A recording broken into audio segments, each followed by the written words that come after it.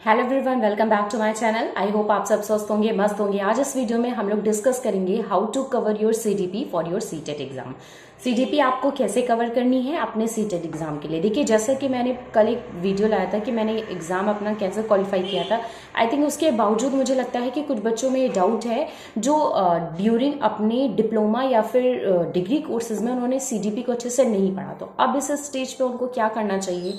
जब कल मैंने वीडियो अपलोड किया देन मुझे कुछ कमेंट्स आए। मैंने पर्सनली भी ये फील किया कि चलो ठीक है, मैंने तो अच्छे से पढ़ाई की, बट जो बच्चों ने नहीं पढ़ाई की वो अब करंट में क्या करे जिससे वो अपना सीडीपी है वो पोर्शन कवर कर पाए। ठीक है, तो सबसे पहले तो अगर आपने सीडीपी नहीं पढ़ी है तो कम से कम उसके कुछ इंपॉर्टेंट टॉपिक जो रेगुलरली पूछे जा रहे हैं एग्जाम में या जिससे एग्जाम में क्वेश्चंस बहुत ज्यादा आते हैं, एटलीस्ट आप उसको कवर करिए। वो कुछ इंपॉर्टेंट टॉपिक हैं। सबसे पहले तो आपको स्टेजेस ऑफ चाइल्ड डेवलपमेंट पता होना चाहिए कि इन्फेंसी एज क्या होती है, चाइल्डहुड एज क्या होती है, एडोलसेंस एज क्या होती है। इसके कुछ कैरेक्टरिस्टिक्स आपको पता होनी चाहिए। ठीक है, क्योंकि क्वेश्चंस इससे ज्यादा पूछा जाता है। जैसे डायरेक्टली पूछा जाता है कि संघर्ष एवं तूफान की अवस्था किसे कहा जाता है, तो किशोरावस्था को कहा जाता है। किसने कहा था? स्टैनली हॉल ने कहा था। इससे रिलेटेड क्वेश्चंस आपके आते हैं। ठीक है, आदर्श काल किसने कहा है, बाल्यावस्था को आपका आदर्श काल किसने कहा है, वसंत ऋतु किशोरावस्था को किसने कहा है, टिन ने कहा है। ऐसे क्वेश्चन आपको आते हैं, तो इसलिए आपको स्टेजेस ऑफ चाइल्ड डेवलपमेंट जरूर पता होना चाहिए। ठीक है, सेकेंड आपको पता होना चाहिए लर्निंग थ्योरीज। लर्निंग थ्योरीज की जैसे अगर मैं बात कर लूँ तो थॉर्नडाइक की, जिन्होंने error and practice and error का सिद्धांत दिया था। पावलोव का सिद्धांत आपको पता होना चाहिए, जिन्हें नोबेल पुरस्कार मिला है 1904 में। ठीक है, इसके अलावा आपको वाइगोत्स्की की थ्योरी पता होनी चाहिए। इसकी तो गेस्टाल्ट फॉरियो की थ्योरी आपको जरूर पता होना चाहिए, क्योंकि उन्होंने ही ये प्रिंसिपल दिया था सुल्तान नामक चिंपैंजी पे, जिन्होंने अपने प्रयोग किए थे। तो आपको लर्निंग थ्योरी जरूर याद होनी चाहिए। इसके अलावा आपको हेरिडिटी पता होना चाहिए, इन्वायरमेंट पता होना चाहिए। जैसे अगर मैं बात करूँ तो इन्वायरमेंट को नर्चर भी बोलते हैं। ठीक है, इसके अलावा आपको एजुकेशन साइकोलॉजी पता होनी चाहिए। आपको कॉग्निटिव थ्योरी पता होनी चाहिए जीन पियाजे की। ठीक है, आपको नैतिक सिद्धांत पता होना चाहिए जो कि कोहलबर्ग का सिद्धांत है।